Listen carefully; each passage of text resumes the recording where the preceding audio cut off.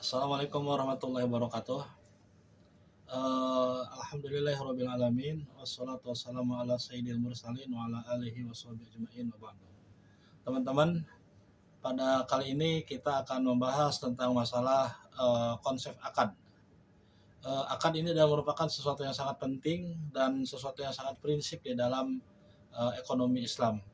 Karena inilah yang membedakan antara ekonomi syariah dengan ekonomi konvensional. Dan akad ini merupakan sesuatu yang menjadikan asalnya dia adalah milik umum kemudian menjadi milik khusus dengan adanya akad. Asalnya dia itu adalah tidak bertuan kemudian bertuan karena adanya akad. Asalnya itu adalah sesuatu yang tidak memiliki makna, maka ketika adanya akad maka sesuatu itu menjadi bermakna. Maka oleh karenanya penting kita mengetahui tentang konsep akad di dalam fikih muamalah. Ketika kita berbicara kepada akad, maka akad itu adalah merupakan suatu ikatan di dalam istilah bahasa ya. Kita mengenal ada konsep akad, ada konsep perjanjian atau janji ya. Secara bahasa akad adalah janji.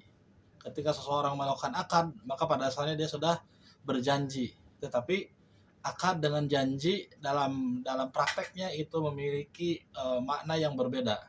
Janji adalah sesuatu yang dilakukan oleh satu orang dengan orang lain. Ketika itu dilakukan maka tidak ada konsekuensi hukum di dalamnya. Cuman ketika dia tidak melaksanakan janji, kemudian dia dikatakan sebagai orang yang tidak tepat menepati janji atau disebut dengan omdo, omong doang gitu. Contoh misalkan ada seseorang berjanji untuk mentraktir, kemudian tidak mentraktir. Janji itu tidak mengikat kepada suatu hukum, tetapi orang berjanji tersebut mungkin dikatakan orang yang janji palsu gitu. Yang berbeda dengan akad. Akad adalah ikatan antar kedua belah pihak, di mana ketika salah satu di antara orang yang berakad tidak melaksanakan akad tersebut, maka konsekuensinya adalah dia akan mendapatkan sanksi hukum, bisa sampai kepada sanksi pidana atau perdata. Maka akad ini adalah merupakan ikatan yang sangat kuat dan ikatan yang sangat melekat antar kedua belah pihak. Jadi akad secara bahasa adalah janji, atau akad secara bahasa itu adalah ar-ribatu, yaitu menghubungkan, mengaitkan atau mengikat antar beberapa ujung dengan ujung yang lain.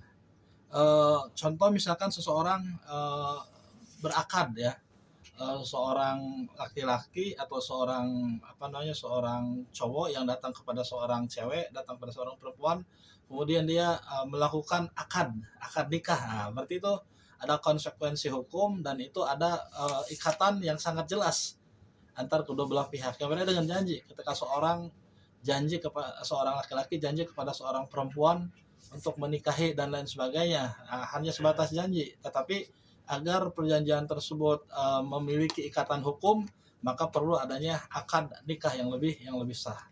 Jadi akad secara bahasa adalah ikatan atau janji. Secara istilah Imam Al-Jurjani mengatakan bahwa yang disebut dengan akad adalah ikatan antara beberapa pihak yang melakukan transaksi melalui ijab dan qabul. Adanya ijab dan qabul ya, itu ikatan yang pasti di dalam suatu akad. Akad merupakan keterkaitan antara keinginan atau statement kedua pihak yang dibenarkan oleh syara dan akan menimbulkan implikasi hukum tertentu ya, yang tadi sudah dijelaskan. Menurut pendapat lain, akad adalah ikatan antara beberapa pihak, yakni keinginan seseorang untuk melakukan sesuatu, baik keinginan tersebut bersifat pribadi atas dirinya sendiri seperti talak, sumpah ataupun yang lainnya, ataupun ikatan untuk menentukan suatu hal yang harus diwujudkan seperti jual beli, sewa nyawa dan lain sebagainya. Oleh karenanya akad ini adalah merupakan suatu peristiwa hukum ya, peristiwa hukum antar dua pihak yang berisi ijab dan qabul secara sah menurut syara dan menimbulkan akibat hukum ya. Konsekuensi logis di dalam seseorang ketika melakukan akad adalah implikasi hukum di dalamnya ketika antara kedua belah pihak tidak melakukan akad tersebut. Secara umum teman-teman, di dalam kajian lembaga keuangan syariah, akad itu terbagi kepada dua bagian. ada yang disebut dengan akad tabaru, ada yang disebut dengan akad tijari. Akad tabaru adalah akad yang ketika seseorang melakukannya itu berdasarkan karena adanya rasa kebersamaan atau ingin memberikan sesuatu dengan penuh keikhlasan tanpa berharap imbalan atau tanpa berharap mendapatkan upah, maka disebut dengan tabaru ya. Tabaru itu artinya memberikan sesuatu karena ada unsur kebaikan di dalamnya. Akad tabaru ini yang banyak ya dilakukan di dalam aktivitas sehari-hari. Contoh misalkan sodakoh, infak, wakaf, memberikan hadiah atau memberikan infak, itu bagian daripada akad tabaru. Sedangkan akad tijari adalah akad yang ketika seorang melakukan akad tersebut maka imbasnya adalah adanya keuntungan, adanya profit, ya, adanya laba yang dilakukan seseorang ketika melakukan akad tersebut. Yang masuk ke dalam kategori akad tijari diantaranya adalah jual beli, mudorobah, musyarakah, gitu ya, hiwalah, pengalian hutang karena adanya profit ya. Kemudian ada juga akad rohan, gadai menggadai dan lain sebagainya ya. Dasar hukum akad ya firman Allah Subhanahu wa taala. Allah mengatakan di dalam ayatnya Quran surat Al-Maidah ayat pertama, ya ayyuhalladzina amanu aufu bil uqud. Wahai orang yang beriman, tepatilah akad-akad kalian atau penuhilah janji-janji kalian.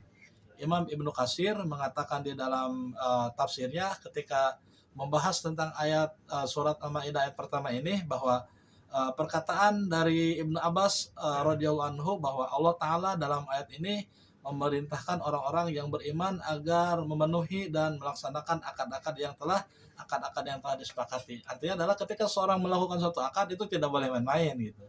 Tidak boleh senda gurau, tidak boleh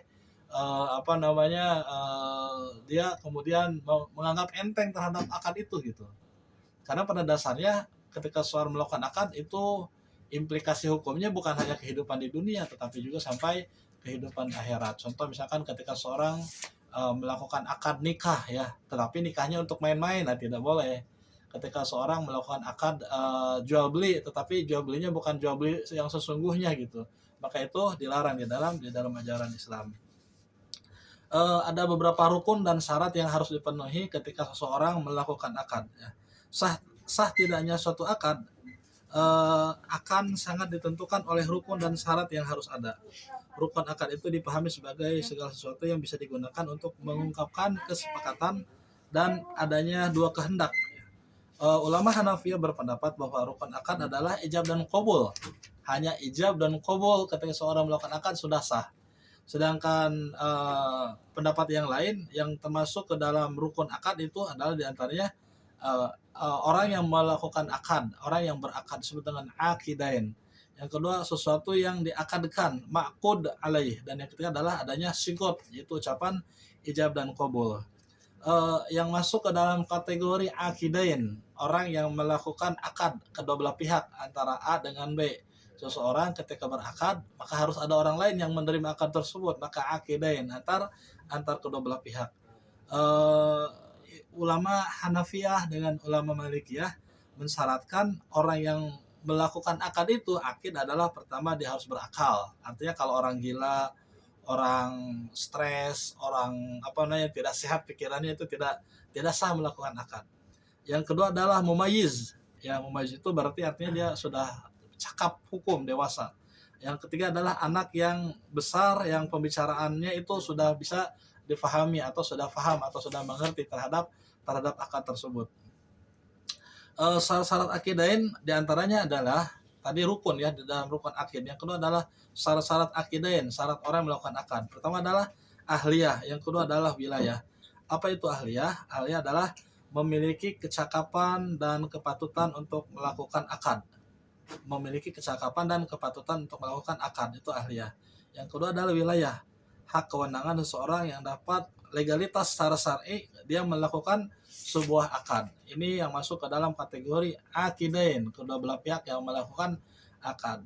Yang kedua adalah syarat ma'qud alaih, atau benda atau objek yang diakadkan adalah harus benda-benda yang dijadikan akad terbentuk dan nampak Artinya kalau benda tersebut tidak terlihat, tidak nampak, seperti seseorang melakukan jual beli jin, tidak boleh.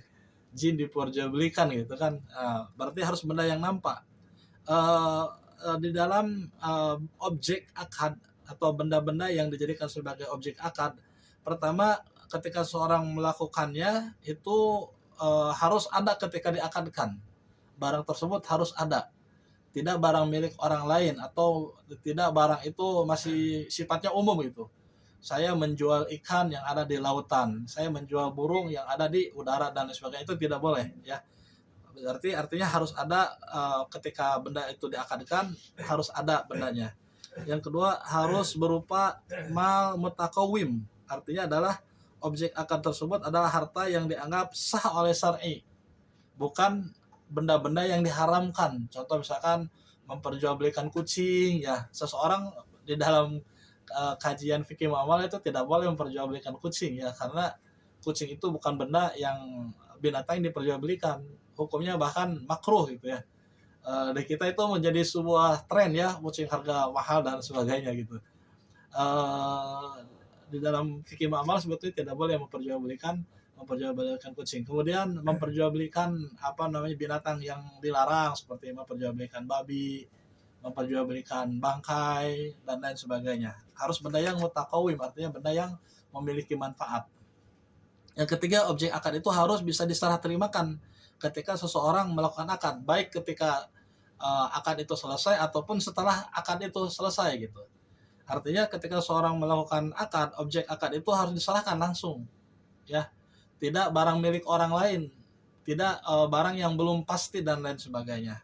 Dan yang terakhir adalah sigot akad, yaitu adanya ijab dan qabul. Apa itu ijab? Ijab adalah ungkapan yang diucapkan oleh seseorang dalam menunjukkan kepastian ketika dia akan melakukan suatu akad.